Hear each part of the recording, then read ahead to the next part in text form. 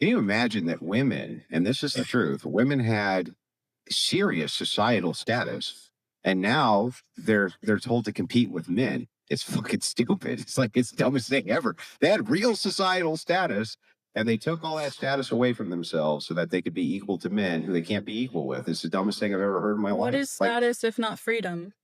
Why would you trade status for freedom? I believe that you should want to be able to be your own person. Now, the time that Freedom you're to talking do about, what? What do you freedom want to be an freedom to do? individual. In the olden days, you had to be tied to a man. You had to be tied to a husband. Now, is that me saying, oh, I hate men? No, I You plan still on have to having be a tied to husband men. sometime. Okay. In the There's no olden, escaping being tied to men. There's no escaping that. Like everything, the whole building you're in, the streets you walk on, the cars you drive, everything that you do is tied. Because let's be honest, the current status quo, it's not just shaky, it's completely unsustainable. We've built a culture where nobody wants responsibility, everyone wants results, and somehow we're shocked when everything starts collapsing under its own weight. You know, every generation thinks they're reinventing the wheel until the wheel falls off. And right now, we are watching a society pretend it can outsmart basic human nature, and it is not going well. Before we dive in, drop a comment. Are modern men more delusional, or is it the ladies? Hit like and subscribe so you don't miss what we expose next. Look around. Relationships are falling apart. People are more lonely than ever. Men are checking out. Women are frustrated. Families are shrinking. Expectations are rising while effort is dropping. It's like the entire dating market is running on vibes, entitlement, and outdated Instagram affirmations, and we're wondering why nothing is working. The real question isn't if this breaks. It already is. The real question is, how bad does it have to get before we stop pretending this modern experiment is progress and finally return to the stuff that actually worked for generations? How much more chaos do people need to see? How many more broken homes, failed relationships, and unrealistic standards do we have to cycle through before we realize maybe, just maybe, the old rules existed for a reason? People don't like hearing that. It ruins the fantasy. But reality doesn't care about feelings. Reality waits quietly until the bill comes due. And right now, a lot of people are about to see the price of ignoring reality for too long. Isn't it really stupid when I see men trying to make it a point that single mother standards are way too high? But wouldn't you think that a good mother or a good woman, period, would want the best for her children and want the best around her children? So you best believe that my standards are going to be through the roof. At this point, my standards are so high, I think I'm looking for Jesus Christ himself. Because, baby, I devote my life to being a mother and being a good woman so I can be a good mother. So yes, if you want to mess with me on that type of level, you need to prove to me why you are worthy of my time and why you are worthy to be in my child's presence on a consistent basis. Because I'd rather be alone forever than have my time wasted. So let me just make this clear. Don't take me being a single mother with a grain of salt. Just know that I work my ass off and I'm tired, okay? But I work my ass off as I should. So if you come into my life, you should be making things easier, not harder. And that goes for any relationship. But I'm quick to leave all types of situations. A single mom with sky-high standards. This is becoming its own genre at this point. And listen, you can absolutely have whatever standards you want. No one is taking that away from you. But here's the part that never gets said out loud. Having standards doesn't obligate anyone to meet them. That's the disconnect. Some people talk like having preferences automatically guarantees high value. Men will line up just because they exist, but life doesn't work like a vending machine. You don't type in, "I deserve more," and a top-tier partner appears on command. Here's the truth that stings. The men who actually fit those high standards, they have options, and they don't owe you entry into their life simply because you believe you're ready for one. And the flip side is even tougher. Even the people already in your life, even the ones who care about you, aren't required to mold themselves into your personal checklist. Standards are not contracts. They're wishes. Unless you bring enough to the table that someone chooses to meet them, what a lot of modern dating conversations miss is this. Standards only work when they're paired with accountability. If you ask for more, you have to become more. If you demand excellence, you have to offer value in return. If you want a man at the top of the pyramid, you can't be operating from the bottom of awareness. Having standards isn't the problem. Expecting the world to rearrange itself around them, that's where the delusion creeps in. Can't tell me why dating in your 30s is so bad. Like, it's not even normal. This is not normal. It was not like this in my early 20s. Is having kids baggage? Is being divorced baggage? They do my makeup with me whilst we talk annoying things men do in dating. Okay, does a body count matter? If you're specifically in your 40s, please comment, like, how does it get worse? Tell me. I am an independent girly and I am gonna take down this bed. Update on independent woman life. So I went on a date with someone who knew I had children. Well, I've got one little girl. Knew my situation. And then after said that I was a lovely person, but my child was baggage. For me, I just think there's like immaturity in men. But to label children baggage, like, I just don't get it. People hate hearing this, but let's stop pretending reality doesn't exist. Kids, past relationships, divorces, complicated histories. These things are forms of life baggage. Not bad. Not shameful, just real responsibilities that change how dating works. That's normal. That's human. And everyone has some kind of history as they get older. But here's where the disconnect shows up. A lot of women think acknowledging those responsibilities should increase their leverage, when in real life, it usually does the opposite. Not because they're less deserving, but because the dating market runs on trade-offs. The more commitment someone brings into a relationship, the more selective the other person becomes. It's basic human behavior. And this is the part many modern conversations skip over.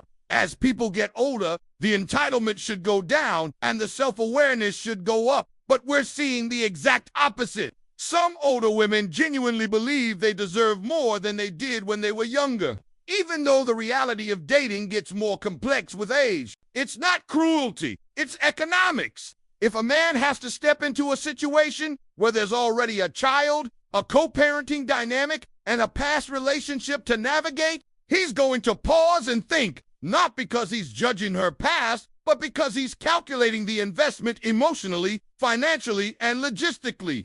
And that's reasonable. Men aren't asking, is she a bad person? They're asking, am I ready to take on responsibilities that aren't originally mine? And is the partnership strong enough to make that worth it? That's not judgment, that's discernment. The problem isn't having baggage. The problem is thinking baggage increases your leverage instead of simply changing the equation. Being married and miserable or single and lonely? Single and lonely, as long as I have my money. If you not my thought process, I cannot have you around me because you're gonna fuck up my life. Can you be lonely and not miserable? You can be lonely and have a blast. 9 times out of 10, when somebody tells you they're lonely, are they happy? No. Are they happy? No. I disagree. Are they happy? I've been lonely and happy. You can be lonely and happy. You cannot be miserable and happy. It doesn't make sense.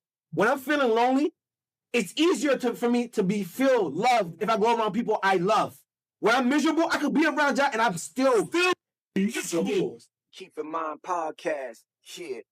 When you look at modern dating, you can almost sort men into 2 buckets, not because men are simple, but because the culture has pushed them into extremes with no healthy middle ground left. On one side, you've got the guys who fold at the slightest hint of female displeasure. These are the men who think supporting women means abandoning their own standards, ignoring their own boundaries, and reshaping their entire identity just to keep the peace. They over-accommodate, over-apologize, and overextend themselves, all while hoping it buys them approval, but it never does. Then you've got the second group, the men who operate on what people call the blue pill fantasy. These men aren't trying to manipulate anyone.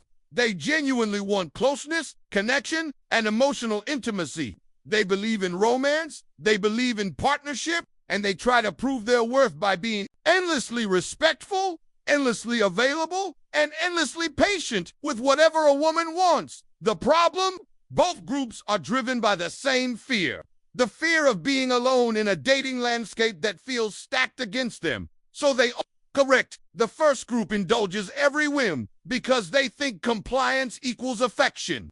The second group tries to win love through perfect behavior, thinking the right amount of kindness will unlock the relationship of their dreams. But in both cases, men end up sidelining themselves. And here's the twist nobody talks about. Most women don't actually respect either dynamic long-term.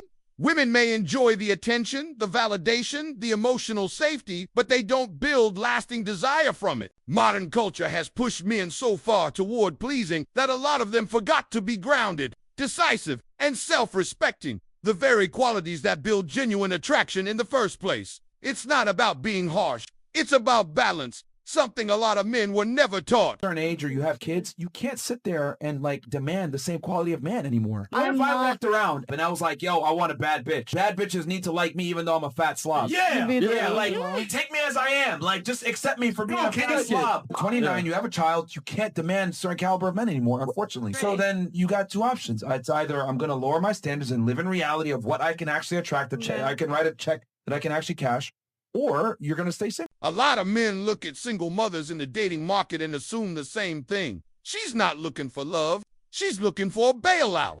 Now, that's an oversimplification, but it speaks to a deeper truth about motives that people rarely talk about openly. Because here's the nuance.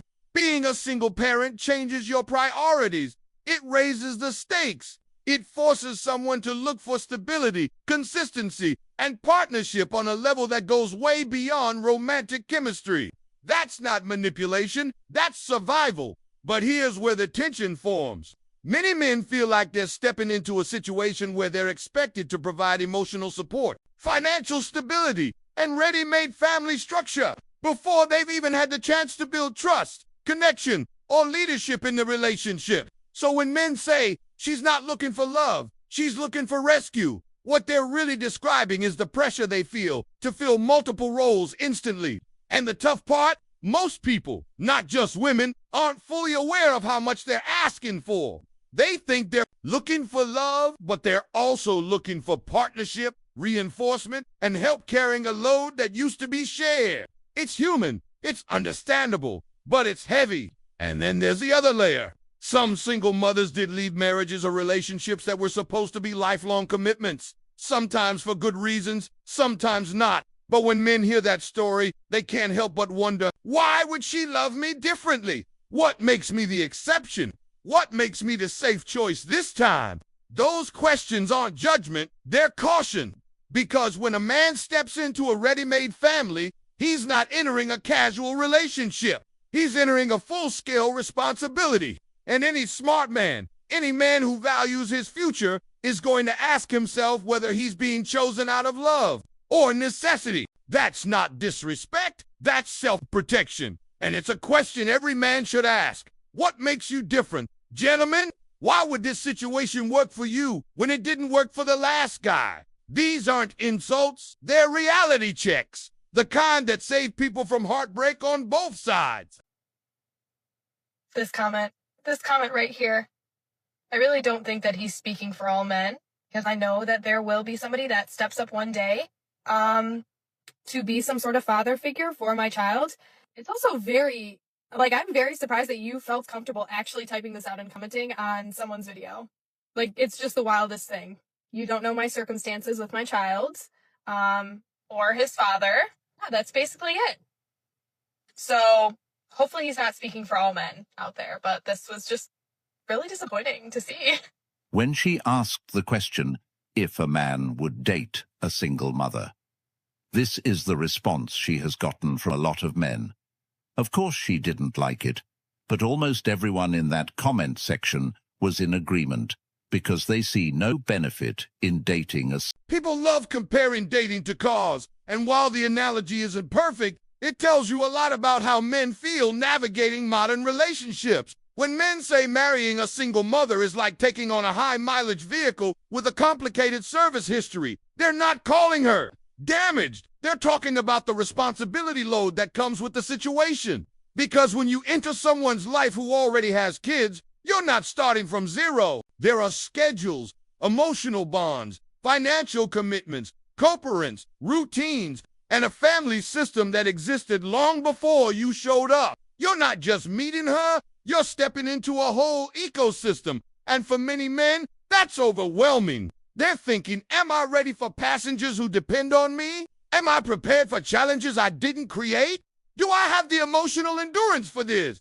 It's not cruelty, it's fear, responsibility, and long-term calculation. So when men joke that they'd rather walk than take on a car with that kind of history, what they're really saying is, I'd rather stay single than enter a relationship I'm not equipped to handle. It's self-awareness dressed as sarcasm. But here's the twist a lot of people forget. The word single mother means a man once said yes, a man once committed, a man once believed in her enough to build a family with her. That alone proves she's not undateable. It proves she's capable of connection, commitment, and partnership, even if the relationship didn't last. The real issue isn't her past. It's whether the next man sees a future that makes the responsibility worth embracing. Men aren't rejecting single mothers because they're used. They're cautious because they know the cost, and they want to make sure the investment leads to a life they genuinely want. That's not disrespect. That's clarity. A lot of these women are not being tugged at by men in any way, shape, or form is because guys don't like their energy.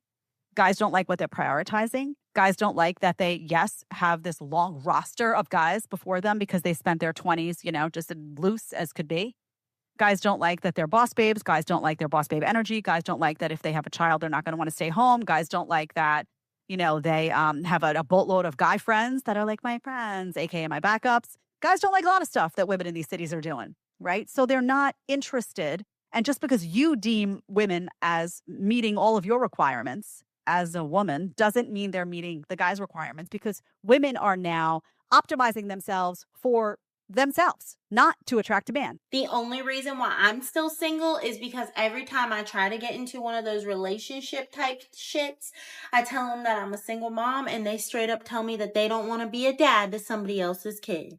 She doesn't. That's the thing. Like, women are so willing to leave marriages because they're not happy. This is not about happiness. The most important thing is the children. And the problem is we have a modern society where it's me, my feelings, leave when I feel like it, instead of doing what's best for the kid. There's a reason so many men talk about modern divorce like it's a silent battlefield. Not because they're trying to be dramatic, but because the emotional and financial fallout can feel like a total collapse of a man's identity. In the past, men faced danger on actual front lines.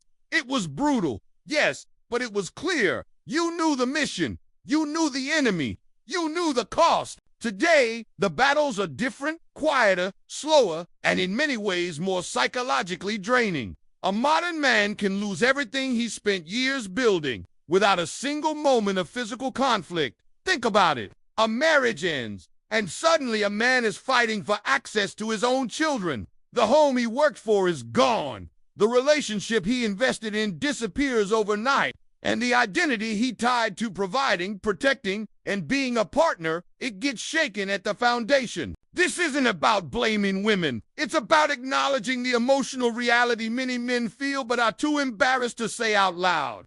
A man can walk into divorce court and walk out feeling like he lost his family, his stability, his purpose, and even the respect of the world around him. There's no parade, no medals, no support system waiting to pick him up. Just silence, just paperwork, just confusion and shame he's not allowed to express because society still tells him, be strong, get over it, don't complain. And that's the tragedy. Men aren't terrified of relationships. They're terrified of losing everything that gives their life meaning. For many men, divorce doesn't just end a marriage. It ends the framework their entire identity was built on. That's why modern men are cautious. That's why they hesitate. Not because they're weak, but because the emotional cost of failure today feels heavier than the physical dangers men faced in the past. It's not a comparison of suffering. It's a commentary on how invisible today's struggles have become. Super blessed. I have the best wife in the world. We have an amazing life. Building a family is the coolest thing ever. And my prayer for all of you is that you one day can do that. That's so cute. It's honestly the most joyful thing. And I've had some pretty amazing experiences. I've been very, very blessed. Very lucky, you could say, but very blessed is the word I would use. And the greatest joy I've ever had is coming home to my little daughter running up to my leg. There's nothing that even comes close to it. Not flying on Air Force One, not meeting with presidents. That's all that pales in comparison to your little girl coming up and squeezing your leg. When you hear a man speak from a place of deep pain, there's a heaviness to it, the kind that makes you stop, breathe, and really listen. So when someone says, "Rest in peace, brother," it's not just a phrase. It's an acknowledgement of how many men are silently struggling, silently breaking down, silently carrying burdens nobody sees. And the prayer isn't just for him. It's also for the women listening, not in a condescending way, but in a wake-up call kind of way. Because a lot of women today hear men speak about their fears, their losses, their frustrations, and the message doesn't quite land. Not because they're malicious or uncaring, but because modern culture has spent decades framing men as invincible providers who don't feel pain the same way. So when a man tries to open up, it sounds foreign, unreal, exaggerated, dramatic. But it's not. It's reality. The tragedy is that many women genuinely have no idea what men go through. The pressure, the expectations, the emotional risks, the consequences of failure. They hear the words, but they don't always understand the weight behind them. And that's why the comment hits so hard. Sincere prayers for him. And for the clueless women listening, it's not an insult. It's a hope. A hope that women genuinely start hearing men, not just listening. A hope that the gap in understanding starts to close. A hope that empathy replaces assumptions. Because if men are drowning silently and women don't even realize the water is rising, nobody wins.